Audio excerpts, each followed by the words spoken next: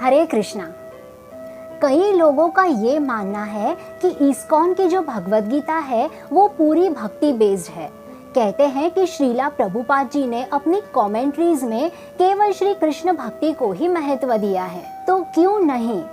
आखिर भगवद गीता के 7वें अध्याय के 19वें श्लोक में भगवान ये कहते हैं कि बहुनाम जन्म नाम अंते ज्ञानवान माम प्रपद्यते वासुदेवः सर्वम इति स महात्मासु दुर्लभम। यानी कि कई कई जन्म मृत्यु के बाद एक ज्ञानी पुरुष मुझे समस्त कारणों का कारण जानकर मेरी शरण में आता है और ऐसा महात्मा बहुत ही दुर्लभ है। इसके बाद 8वें अध्याय का 5वां श्लोक, जहां भगवान कहते हैं अंत काले च मामेवा स्मरण मुक्तावा कलेवरम यह प्रयाति स मद्भावम यति नास्ति अत्र संशयः। यानी कि अंत समय में जो मेरा स्मरण करता है वो मुझे प्राप्त करता है और इसमें कोई भी संशय नहीं है।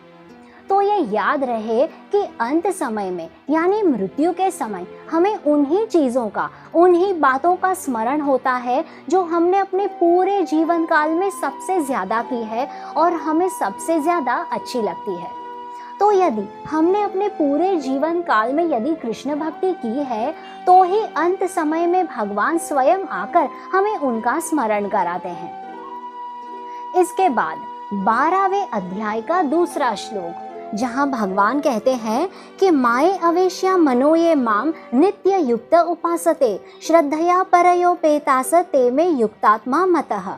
यानी कि भगवान कहते हैं कि जो व्यक्ति मेरी पूजा करता है, मेरे स्वरूप पर ध्यान करता है, वो मेरे हिसाब से सबसे उत्तम माना जाता है। इसके बाद 18वां अध्याय जो कि पूरी भगवद गीता का कंक्लूजन है, वहाँ भगवान कहते हैं कि सर्वधर्मानं परित्याज्य माम एकाम शरणं व्रज अहमं त्वाम सर्व पापे भयो मोक्षयिष्यामि मा शुचः। यानी कि हे अर्जुन, सारे आध्यात्मिक मार्गों को छोड़कर केवल मेरी शरण में आ जाओ, मैं तुम्हें समस्त पापों से मुक्ति दे दूंगा। तो यही सारे श्लोक और ऐसे कई श्लोक हैं और खासकर भगवद गीता का कंक्लूजन।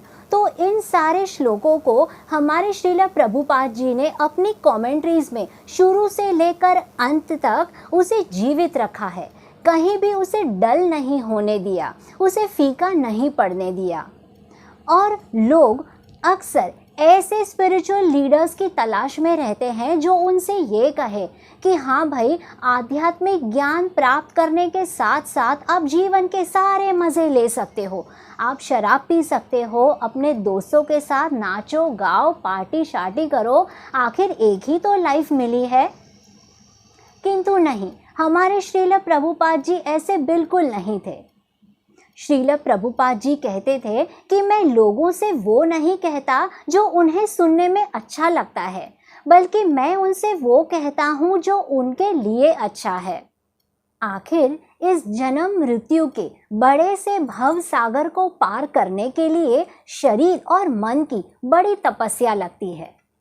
और इसीलिए क्योंकि श्रील प्रभुपाद जी ने अपनी कमेंट्रीज में भगवान श्री कृष्ण के संदेश को एज इट इज़ रखा है, इसीलिए इस भगवद गीता पर लिखा होता है Bhagavad Gita as it is, Bhagavad Gita यथारूप, भगवद गीता तेना मूल रूपे, भगवद गीता जशी आहे तशी।